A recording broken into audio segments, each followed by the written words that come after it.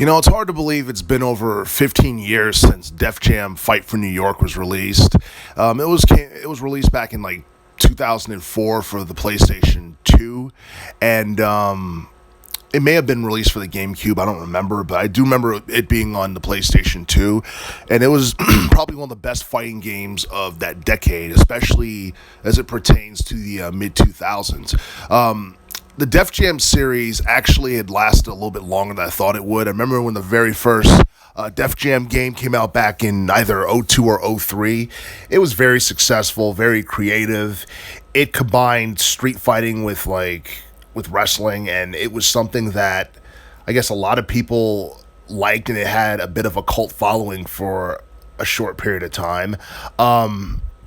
Def Jam Fight for New York was a game that pretty much built upon its prequel, and it was much better in terms of gameplay mechanics and storytelling, and I guess it had like a robust roster of MCs that people can choose from, and there were a lot of names up there like Method Man, Redman, you had Luda, you had D-Mob, you had so many different people you can choose from that was in Def Jam Fight for New York, and honestly, there was like a lot of matches, like a lot of match types in that game, from like cage fights to street fights to inferno fights to just normal like club fights, and it was something that it was something that was addictive.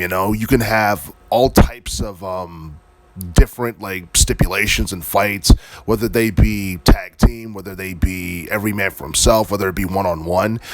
You also had subway fights as well, where someone could actually die. So I think Def Jam Fight for New York, if I'm not mistaken, that game was probably rated M, and if it wasn't rated M, it might as well have been rated M, because there were some scenes where it looked like your opponent or somebody would die after you won a fight or what have you.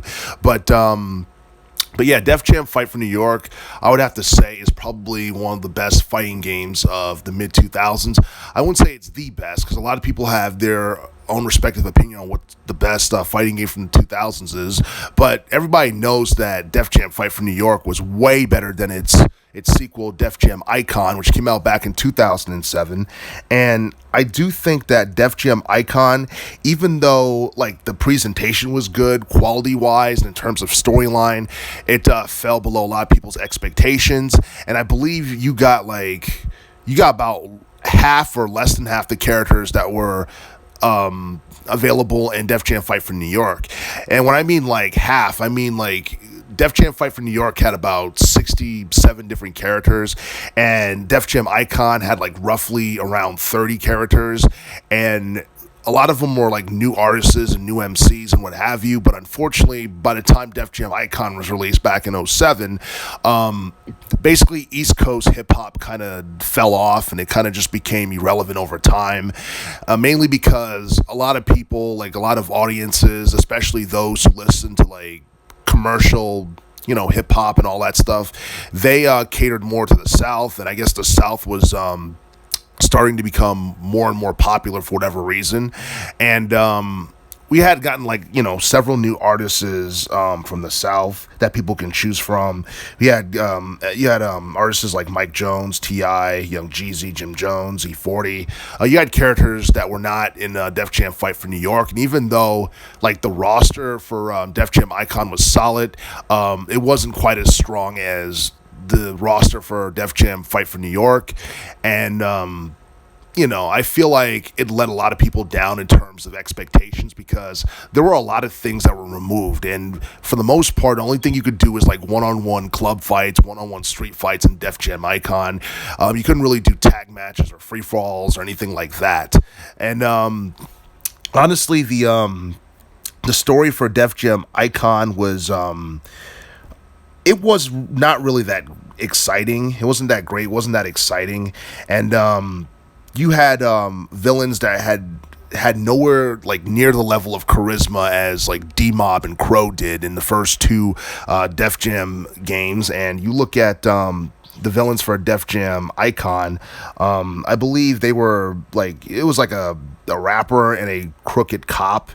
and then it's like Troy Dalla and Frank Wheatley. They were more detestable villains than both D-Mob and Crow, but they weren't charismatic. And I guess, like, the overall, like, story is something that a lot of people weren't too fond of because it hit too close to home, especially as it relates to the black community and, corruption and all that stuff. While, like, the first, I guess, two Def Jam games focused more on, I guess, taking over and, turf war and just, what have you.